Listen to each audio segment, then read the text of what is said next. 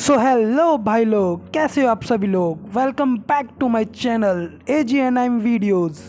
तो यार हाजिर हूँ आप सभी के लिए लेकर के डीमन एम्परर की एक और नई एपिसोड, जो कि बहुत ही ज़्यादा तगड़ी होने वाली है। तो इसलिए वीडियो को बिल्कुल भी स्किप मत करना, ताकि आपको ये वीडियो पूरी तरह से समझ आए। मगर इससे पहले अगर आपने पिछली एपिसोड्स नहीं देखी तो चैनल पर जाकर पहले उन वीडियोस को देख लीजिए, और अगर आपने देख लिए तो get ready to this episode.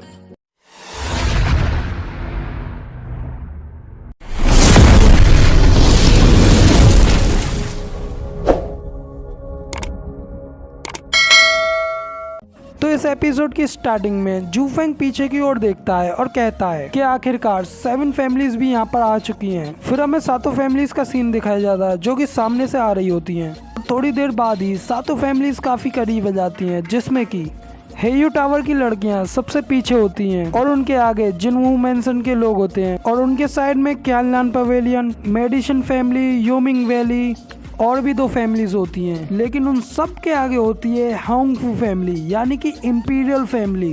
फिर सारे लोग एक एक कर वहाँ से चले जाते हैं और सबसे पीछे रह जाती हैं हेयू टावर की लड़कियाँ, जिसमें कि हमारी सिस्टर चूचू भी होती हैं, और वो अपनी प्यार भरी निगाहों से जूफेन की ओर देख रही होती है। और हमारे जूफेन भाई इतनी प्यारी लड़की को बिल्कुल भी भाव नहीं देते और अपना मुंह दूसरी ओर कर लेते हैं, जिसको देख करके सिस्टर चूचू गुस्से में अपने होठ काटने लगती हैं और वहां से जाते हुए कहती हैं कि ग्रैंड मदर सही कह रही थी, ये लड़का अंदर से एक बिल्कुल मरे हुए इंसान की तरह है, जिसके अंदर बिल्कुल भी दिल नहीं है, और इस दुनिया की किसी भी वुमेन के लिए ये बिल्कुल भी अच्छा नहीं है। और इतना कहते सिस्टर चूचू वहाँ से चले जाती हैं और जूफेन पीछे मुड़कर उन्हें बस देख रहा होता है। और फिर सीन यहाँ से चेंज हो जाता है और हमें दिखाया जाता है कि एक बहुत बड़ी सेना सामने से आ रही होती है, और जूफेन उनको देखकर कहता है कि मास्टर डूगो भी यहाँ पर आ गए। उसके बाद मार्शल डूगो भी जूफेन के पास आ जाते हैं और हंसने लगते हैं, और साथ ही कहते हैं बच्चों मैं आ गया, और आज के दिन मैं तुम सब लोगों को सेव करूंगा, बाकी लोगों से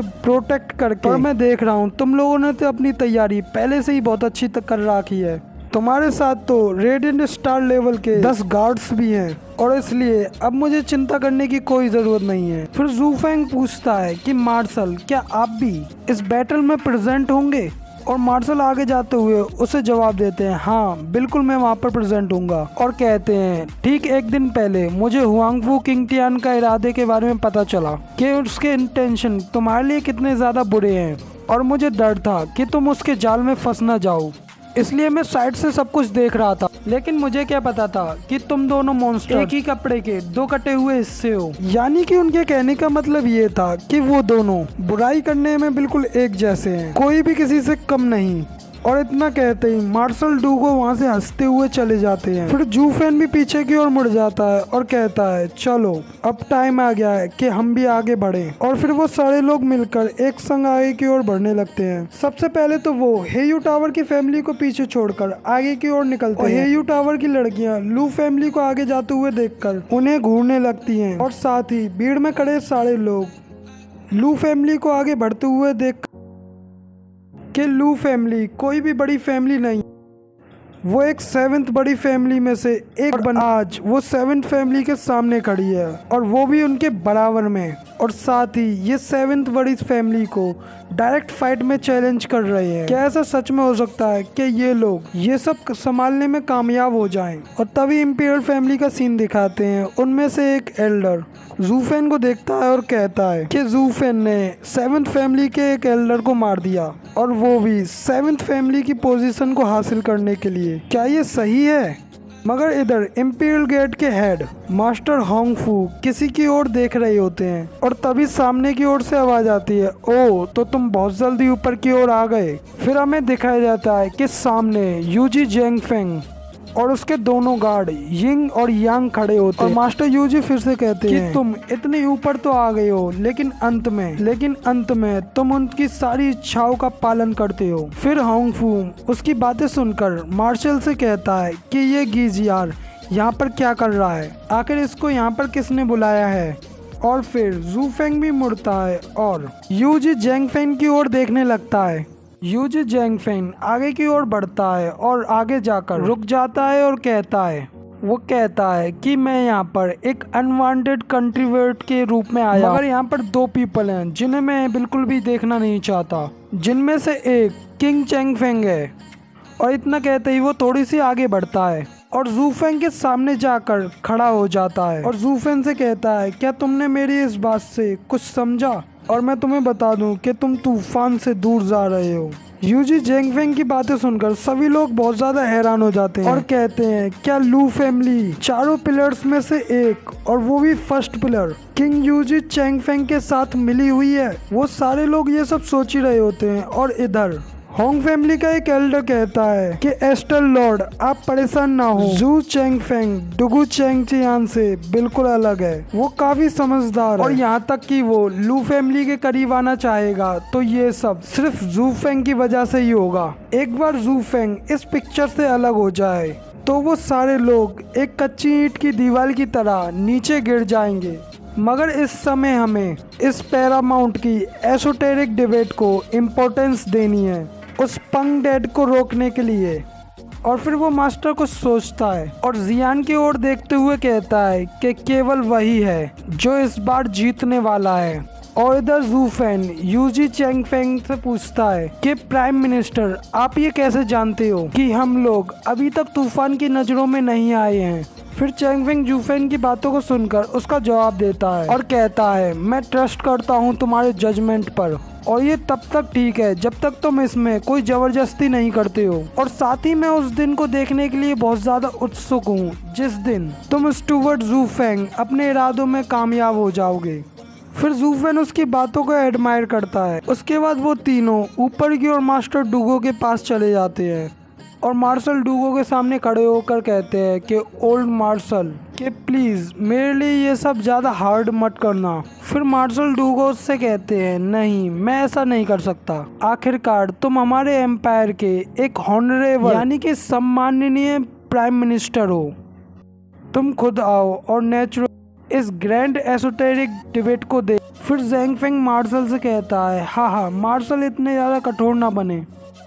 तो मार्शल कहते हैं, ज़्यादा मत सोचो, मैं भी यहाँ पर अपनी मर्जी से नहीं। और अपने मन में कहते हैं, ये जुग चेंग फेंग हमेशा बहुत चालाक रहा है और ये अब यहाँ पर किसी फायदे के बिना कैसे आ सकता है? इसमें ज़रूर कोई खास राज है, लेकिन अब मेरे पास इसे सॉल्व करने के लिए कोई ज़्यादा टाइम नहीं है। और इसी के साथ मार्शल डूगो अपनी स्वॉर्ड को आगे करते हैं और एक अनाउंसमेंट करते हैं कि मैं मार्शल डूगो हमारे इस एम्पायर की अनुमति से ये अनाउंस करने जा रहा हूँ कि इस कंपटीशन के अंदर सभी कॉम्पिटिटर 30 की एज से कम के और कोई भी उससे ज़्यादा एज का एल्डर इसमें पार्टिसिपेट नहीं करेगा। ये बैटल सिर्फ 30 साल के यंगस्टर्स के अंदर के लोगों के लिए है और मैं ये पर्सनली अश्योर करूंगा कि इसके अंदर कोई भी 30 साल से बड़ा जबरदस्ती ना कर पाए। और अगर फिर भी किसी ने ये करने की हिम्मत करी तो मैं खुद पर्सनली उसको अपनी इस तलवार से काट कर नीचे ला दूंगा। इतना कहने के बाद वो ऊपर की ओर हाथ करते हैं और ऊपर मास्टर फेंग क्यूबाई की ओर इशारा करते हैं, कहते हैं कि अब मेरे बाद यहाँ के रूल्सों को 4 डिवाइन ड्रैगन्स में से एक ड्रैगन आपको इजीली सारे रूल्सों को बताएंगे और वो हैं हमारे jade flute divine sword Feng क्यूबाई।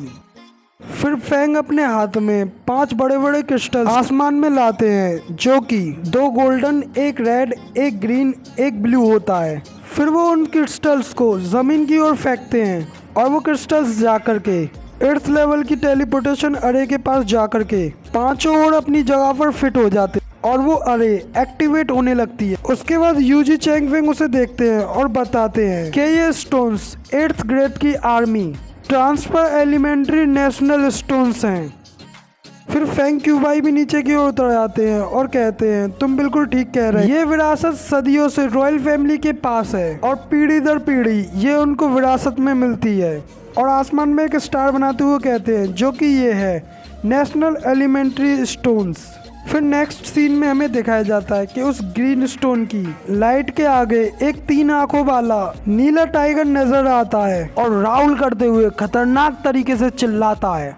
और फिर मास्टर फेंग क्यूबाई कहते हैं, तो अब मैं इस एसोटेरिक डिबेट के सभी रूल्स को समझा देता हूँ। जैसा कि आप सभी लोग देख रहे हैं, ये सेंटर और स्टोन अरे दोनों ही सेम डायरेक्शन पे हैं।